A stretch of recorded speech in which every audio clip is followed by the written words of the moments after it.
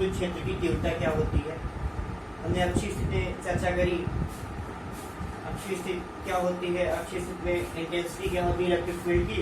आज हमें पढ़ना है निरक्षीय स्थिति में, मतलब ब्रॉड साइड ऑन पोजीशंस पे क्या होता है इलेक्ट्रिक फील्ड इंटेंसिटी। आप देख लें, पहले तो आपने देखी निरक्षीय स्थिति क्या होती है। निरक्षीय स्थिति मतलब ऐसा बिंदु जहां पे हमें विद्युत क्षेत्र की तीव्रता ज्ञात करनी है, वह है द्विध्रुव के बढ़ाए गए लंबार्धक। लंबार्धक मतलब क्या, परपेंडिकुलर टू डाइपोल। मतलब सपोज दैट मान लीजिए डाइपोल है, तो कोई पॉइंट जहां पे हमें इलेक्ट्रिक फील्ड निकालना है वो इसके कहाँ पे हो, इसके परपेंडिकुलर, मतलब क्या हो, इसके लंबवत हो, इसके लंबार्धक हो, तब इस स्थिति को हम क्या बोलते हैं, निरक्षीय स्थिति। आप देख लें, मान लीजिए ये एक वैद्युत द्विध्रुव है,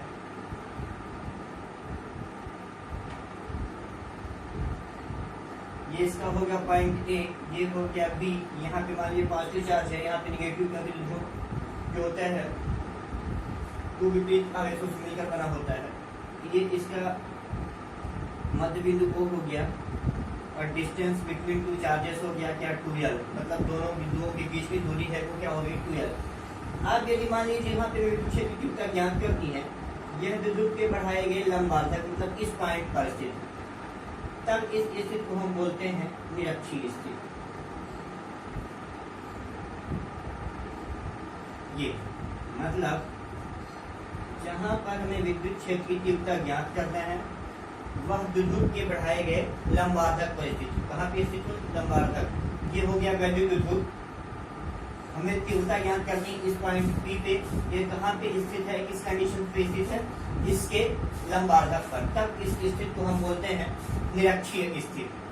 अब हमें यहाँ पे क्या फाइंड करना है, इलेक्ट्रिक फील्ड इंटेंसिटी, विद्युत क्षेत्र की तीव्रता मुझे निकालना है। यहाँ पे बनने वाला एंगल थीटा, ये बनने वाला एंगल थीटा, ये पॉजिटिव टू चार्ज के लिए ये क्या हो गया E, और यहाँ पे जो बनने वाला एंगल वो भी है थीटा। यहाँ से यहाँ तक की जो डिस्टेंस है वो है स्मॉल r। यहाँ से लेके ये जो डिस्टेंस मतलब मूल बिंदु O से स्मॉल r दूरी पर एक बिंदु P है, जहाँ पे आपको इलेक्ट्रिक फील्ड निकालना है। यही क्या कहलाएगा, यही पॉइंट क्या कहलाएगा, निरक्षीय स्थिति में। मतलब आप निरक्षीय स्थिति डेफिनेशन कैसे बताएंगे, डेफिनेशन क्या होती है निरक्षीय स्थिति। निरक्षीय स्थिति का पॉइंट क्या होता है कि जब कोई बिंदु जहाँ पे हमें विद्युत क्षेत्र की तीव्रता ज्ञात करनी है, वह द्विध्रुव के बढ़ाए गए लंबार्धक पे स्थित हो। यदि अक्षीय स्थिति हमने क्या पढ़ा कि मान लीजिए पॉइंट इसके अक्ष पे स्थित होता है यहाँ पे, तो मैं बोलता है इसको अक्षीय स्थिति, क्यों, क्योंकि द्विध्रुव के बढ़ाए गए अक्ष पर स्थित है। अब वह पॉइंट जो द्विध्रुव के बढ़ाए गए लंबार्धक पर स्थित हो, अर्थात उसके परपेंडिकुलर हो, तब उस पॉइंट को हम बोलते हैं निरक्षीय स्थिति। तब उस स्थिति को हम बोलते हैं निरक्षीय स्थिति, जो द्विध्रुव के बढ़ाए गए अक्ष द्विध्रुव के लंबार्धक पर स्थित हो, तब उस स्थिति को हम बोलते हैं निरक्षीय स्थिति। अब इसके लिए आप डेरिवेशंस कैसे निकालेंगे कि इस कंडीशंस में हमें इंटेंसिटी कैसे मिलती है। तो पहले आप निकाल लें प्लस क्यू आवेश के कारण। किसके कारण, प्लस क्यू आवेश के कारण बिंदु P पर विद्युत क्षेत्र की तीव्रता। प्लस क्यू आवेश मतलब पॉइंट ए पे प्लस क्यू चार्जेस है, तो ए पे स्थित प्लस क्यू आवेश के कारण आपको क्या निकालना है, बिंदु P पर विद्युत क्षेत्र की तीव्रता। इंटेंसिटी का फार्मूला लगाइए इंटेंसिटी निकालने के लिए। E1 इज इक्वल टू, यदि माध्यम y और निर्वात है तब के लिए, E1 is equal to 1/4 pi epsilon not Q upon क्या हो जाएगा, A और P, AP का स्क्वायर, किस डायरेक्शन पे, AP डायरेक्शन में। अब AP का आपको AP की जो वैल्यू है वो आपको वैल्यू कहाँ से प्राप्त होगी कि AP कितना है। तो AP की वैल्यू के लिए आप क्या करें, AP मतलब ये पर्टिकुलर पॉइंट यहाँ से यहाँ तक, तो आप देख रहे हैं यहाँ और ये यहाँ पे ये एक समकोण त्रिभुज आपको मिल रहा है, समकोण त्रिभुज मिल रहा है, और ये इसकी क्या हो जाएगी, हाइपोटेनस, ये हो गई इसकी परपेंडिकुलर, और ये हो गया इसका बेस। जब परपेंडिकुलर और आपको बेस दिया हो तो आप हाइपोटेनस आराम से निकाल सकते हैं, मतलब पाइथागोरस में कोई सा भी एक मिस आउट कर जाए तो आप बड़े आराम से उसको निकाल सकते हैं।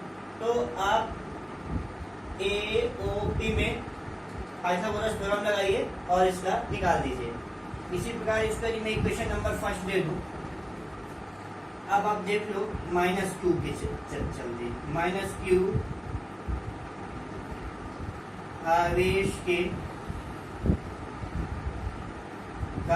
-q आवेश के कारण बिंदु P पर विद्युत क्षेत्र की तीव्रता, मतलब क्या E2, तो E2 मतलब -q चार्ज B पॉइंट पे है तो ये कितना हो जाएगा E2 = 1/4πε0 और Q अपॉन ये BP का स्क्वायर, BP डायरेक्शन पे BP का स्क्वायर, इक्वेशन नंबर सेकंड। अब मुझे क्या चाहिए, AP और BP के दोनों की वैल्यू चाहिए। तो AP और वैल्यू जैसा हमने बताया कि आप यहाँ पे एक इसका निकाल दिए, क्योंकि दोनों ये थीटा थीटा एंगल बना रहे हैं और साइड इक्वल है, तो यहाँ से एक का निकाल दिए, दूसरे का ऑलरेडी आपको पता चल जाएगा दूसरा कितना, क्योंकि दोनों की जो बोथ साइड हैं साइड्स और बनने वाला एंगल दोनों इक्वल है।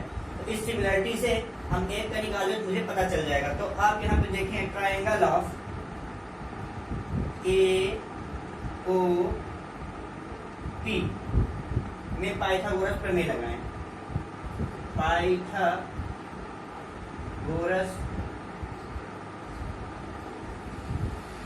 प्रमेय से, तो पाइथागोरस के आप प्रमेय लगाएंगे तो आपको पता है कर्ण का वर्ग मतलब हाइपोटेनस का square is equal to base का स्क्वायर प्लस परपेंडिकुलर का स्क्वायर। तो हाइपोटेनस यहाँ पे क्या है, AP का square is equal to OA का स्क्वायर प्लस OP का स्क्वायर। तो AP का स्क्वायर इक्वल टू OA का स्क्वायर, मतलब OA यहाँ से यहाँ तक कितने 2L, यहाँ से यहाँ तक डिस्टेंस कितनी हो जाएगी L, यहाँ से यहाँ तक distance L plus L equal to 2L, तो कितना हो जाएगा L square plus R square. तो AP कितना निकाल के देगा, AP equal to √of L square plus R square, मतलब AP की वैल्यू कितनी आ गई √of R square plus L square, R square plus L square, इसकी वैल्यू आ गई इसकी। ठीक है, अब आप देख लें सिमिलरिटी यहाँ पे भी है, तो यहाँ पे इसकी भी कितनी हो जाएगी R square plus L square, side theta similarity आप लगा सकते हैं, ये आ गया। अब आप क्या करें, ये AP की वैल्यू आई और इसी प्रकार आपकी क्या आ जाएगी BP की वैल्यू भी आ जाएगी सिमिलरिटी के कारण। तो BP बराबर कितना हो जाएगा √R square plus L square. ठीक है, तब आप क्या करें AP और BP की वैल्यू क्रमशः इक्वेशन नंबर 1 और इक्वेशन नंबर 2 पे रखें। तो AP और BP के मान को क्रमशः समीकरण 1 और 2 में रखने पर आप जैसे ही पुट करेंगे तो देख लें 1 पे पुट किया AP की वैल्यू, तो E1 is equal to 1/4πε0 Q upon AP का स्क्वायर, तो ये अंडर रूट यहाँ से हट जाएगा, तो R square plus L square, equation number 3। इसी प्रकार E2 की वैल्यू आप पुट करेंगे तो 1/4πε0 Q upon R square plus L square, equation number 4। तब आप यहाँ से पाते हैं, तब समीकरण 3 और 4 से, समीकरण 3 और 4 से आपको क्या मिलता है E1 is equal to E2। Now equation number 5, तो आप देख लें यहाँ से आपको क्या मिलता है समीकरण E1 बराबर E2, मतलब ये दोनों क्या है बराबर। अब ये दोनों बराबर हो गए, तब हम इनकी रिजल्टेंट मतलब इनकी परिणामी विद्युत क्षेत्र की तीव्रता निकालना है। तो अब हम क्या करेंगे यहाँ पे, क्योंकि यहाँ ये दोनों थीटा है, ये वाला एंगल का थीटा मतलब एंगल आप AOP और एंगल ऑफ OBP, ये दोनों क्या है, दोनों थीटा एंगल बना रहे हैं। तो हम क्या करेंगे, इन दोनों थीटा एंगल को क्रमशः लंबवत क्षैतिज और लंबवत घटकों में वियोजित करेंगे। तो जब हम लंबवत घटकों में वियोजित करते हैं तो मुझे मिलता है क्या, E1 sin थीटा और E1 sin थीटा। मतलब ये दोनों क्या है, ये दोनों परस्पर विपरीत डायरेक्शंस पे जा रहे हैं। दोनों की जो डायरेक्शन है वो दोनों क्रमशः कैसी है, अपोजिट। जब अपोजिट डायरेक्शन है तो ये दोनों क्या हो जाएंगे, कैंसिल हो जाएंगे, निगलेक्ट हो जाएंगे। अब जब मैं इसको क्षैतिज घटक में मतलब हॉरिजॉन्टल पे इसको जब मैं वियोजित करता हूँ, रेजोल्यूट करता हूँ, तब मुझे मिलता है क्या, E1 और E2 क्रमशः क्या है, E1 और E2 परस्पर क्या है, इक्वल डायरेक्शन पे, समान दिशा में है। दोनों जो थीटा एंगल है वो क्या है, समान दिशा में। तो क्या करेंगे, E1 और E2 क्रमशः इंक्लूड हो जाएंगे। मतलब तब इसके रिजल्टेंट क्या होगा, तब परिणामी तीव्रता, तब परिणामी तीव्रता जब आप EX पे निकालें, EX मतलब क्या हो जाएगा, हॉरिजॉन्टल एक्सिस पे, सॉरी EY पे निकालें वर्टिकल एक्सिस पे, तो आपको वर्टिकल एक्सिस पे क्या मिलता है, E1 sin theta plus E2 sin theta. पर इन दोनों की डायरेक्शन क्या है, इन दोनों की डायरेक्शन अपोजिट है, तो ये दोनों एक दूसरे को निगलेक्ट कर देते हैं। अब यदि आप रिजोल्यूशंस करें हॉरिजॉन्टल पे, तब आपको मिलता है क्या, E1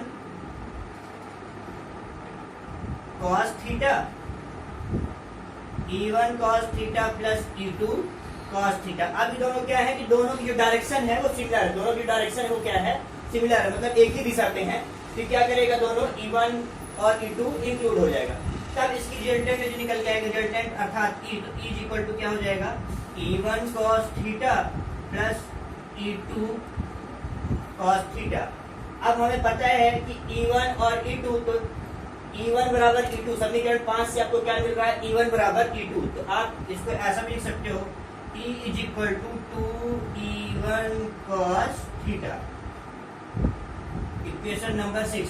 यदि यहाँ पे E1 बराबर E2, तो किसी को E2 बराबर E1 भी रख सकते हैं हम। तो E1 यदि हम यहाँ रखिए E1 cos थीटा, तो E1 cos theta, E1 cos theta बराबर 2E1 cos theta. Equation number 6। अब मुझे क्या करना है, समीकरण नंबर 6 में E1 की जो वैल्यू है, E1 की वैल्यू क्या है, इक्वेशन नंबर 3 में आप देखें E1 is equal to theta. तो मैं समीकरण 6 में इस वैल्यू को रखूं, तो आप देख लें E1 के मान को समीकरण 6 में रखने पर, समीकरण 6 में रखने पर, now putting the value of putting the value of E1 in equation number 6। तो आप देख लें यहाँ से क्या आ जाएगा, जैसे मैंने वैल्यू रखी तो आप देखें E1 की वैल्यू कितनी है, 1/4π0 R square plus L square cos theta. यहाँ क्या हो जाएगा, E इज इक्वल टू 2 और क्या हो जाएगा 1/4π0 Q upon R square plus L square और क्या cos theta. Is equal to 1/4π0 Q R square plus L square cos theta. तो अगले स्टेप में मैं लिख सकता हूँ is equal to 1/4π0 2Q upon R square plus L square cos theta. अब मुझे cos थीटा की वैल्यू चाहिए, तो cos थीटा बराबर यहाँ पे क्या हो जाएगा, cos थीटा इक्वल टू क्या हो जाएगा, आधार बटे कर्ण, मतलब बेस अपॉन हाइपोटेनस। तो किसी एंगल्स पे आप चाहे इसमें निकाल लें, ट्रायंगल ऑफ AOB में, चाहे OBP में निकाल लें, किसी में निकाल लें, तो cos थीटा इक्वल टू क्या हो जाएगा, ट्रायंगल ऑफ AOP में आप निकालो। तो AOP में जब आप निकालोगे तो cos थीटा इक्वल टू कितना निकल के आएगा, cos थीटा इक्वल टू होता क्या है, आधार बटे कर्ण। तो आधार कितना हो जाएगा, यहाँ से यहाँ तक जो डिस्टेंस है इसकी क्या हो जाएगी, L, और कर्ण कितना हो जाएगा, R square plus L square. तो यहाँ पे क्या निकल के आएगा, L upon R square plus L square. ठीक है, क्योंकि cos थीटा इक्वल टू क्या होता है, आप एक स्टेप और देख सकते हैं, cos थीटा इक्वल टू क्या हो जाएगा, OA upon AP, OA upon AP, आधार बटे कर्ण, इसलिए L upon under root R square plus L square. अब आप क्या करो, cos थीटा की वैल्यू वहां पे पुट करो, तो क्या हो जाएगा, E is equal to 1/4πε0 2q r² plus l² into cos theta की वैल्यू हमने कितनी निकाली, l/√r² प्लस l²। अब हम दोनों को मल्टीप्लिकेशन करते हैं, यहाँ पे क्या मिल जाएगा, is equal to 1/4πε0 2ql upon r² plus l² की होल पावर 3/2, क्योंकि अंडर√r² प्लस l² है, दोनों की बेसिस इक्वल होती है तो पर्टिकुलर पावर क्या होते हैं, पावर का एडिशन, पावर का ऐड हो जाता है, पावर एडिटिव होती है, ठीक है। तो 2ql upon r² plus l² 3/2। अब आपको पता है कि magnetic dipole 2p equal to क्या होता है, 2ql, मतलब विद्युत ध्रुव आघूर्ण P बराबर क्या होता है, 2ql। तो E is equal to 1/4πε0 vector P upon r² plus l² की होल पावर 3/2 और क्या, मात्रा की। यही क्या है, निरक्षीय स्थिति में विद्युत क्षेत्र की तीव्रता। अब यदि मान लीजिए कोई के परावैद्युतांक का माध्यम है, तो के परावैद्युतांक के माध्यम के लिए आप क्या हो जाएगा, के परावैद्युतांक के लिए इज इक्वल टू 1/4πε0 के P upon r² plus l² की होल पावर 3/2 और क्या, मात्रा। किसके लिए, के परावैद्युतांक के लिए, के परावैद्युतांक के परावैद्युतांक से मतलब ये कि इन दोनों के बीच के जो मीडियम है, तो हम क्या करते हैं, मोम भरते हैं, अभ्रक भरते हैं, मर भरते हैं, किसी भरते हैं, ऐसा माध्यम करते हैं कि उनके बीच कोई परावैद्युतांक डाइलेक्ट्रिक्स आ जाए। अब यदि मान लीजिए छोटा वैद्युत ध्रुव हो, छोटा वैद्युत ध्रुव से क्या मतलब, छोटे वैद्युत द्विध्रुव, छोटे वैद्युत ध्रुव के लिए क्या मतलब, इन दोनों की लेंथ है वो बहुत कम हो जाए, मतलब छोटा हो जाए। अब छोटे हो जाने का मतलब क्या कि L निग्लेजिबल हो जाए, L की आप उपेक्षा कर दें, अर्थात आप मान लें L is more less than R, मतलब R की तुलना में L इतना कम हो जाए कि हम उसकी उपेक्षा कर दें, निग्लेजिबल कर दें। तब इस कंडीशन पे मेरे पास क्या होगा, E is equal to 1/4πε0 P upon r² की 3/2, ठीक है। L की हमने उपेक्षा कर दी, क्योंकि छोटे वाले जो छोटा मतलब क्या, ये बहुत कम हो जाती है, जो यहाँ से L है वो निग्लेजिबल हो जाए, अत्यंत छोटा हो जाए, तो यहाँ पे क्या हो जाएगा, L की उपेक्षा कर देंगे, निग्लेजिबल मान लेते हैं। तब इस कंडीशन पे क्या हो जाएगा, L is more less than R, R की तुलना में L क्या है, बहुत कम है।